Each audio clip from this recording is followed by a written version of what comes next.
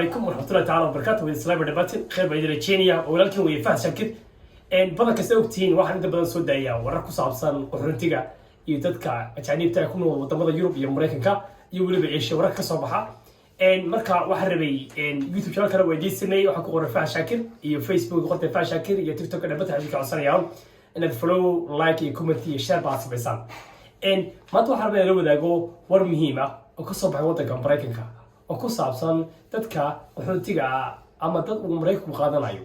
dadka Mareykanka qaadanayo waa dad ka duwan dadkii loo tiriga waa mid ka duwan weeyaan waa dad si gaar ah Mareykanku u qaato laakiin tuu haystay madaxweyne Donald Trump dadka lama soo qaadan laakiin toddobaadkan madaxweynaha waddanka Mareykanka Joe Biden wuxuu dhawaaqay in toddobaadka la bilaabi doono budgetka lacagtii lagu daray miisaaniyadda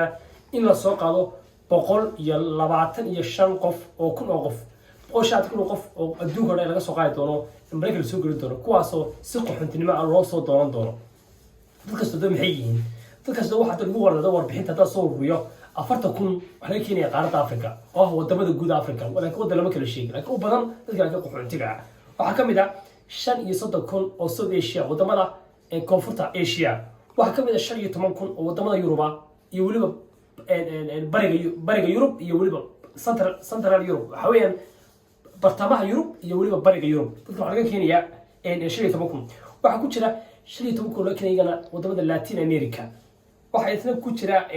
shirkun laakiin shirkun baa haray shida kun sheegin marka dadkaasi iyada waa soo qaadina dadka waliba waxay sheegeen in dad ku jira dad family isku dacwoonay dadka kala maqan oo igana midoobaya marka runtii muddo badan wax yareed marka warkaas waxa la moodaa war badan oo dad badan oo qaxoontiya oo xiriirka badan ku yaala Afrika oo isku Soomaaliya ka mid tahay iyo meelaha kaleba iyo family Soomaaliya badan kala maqnaaba in sanadkan wax badan fuudaanaya marka warkaas in la wadaago khayr bay idin Kenya. Assalamu alaykum.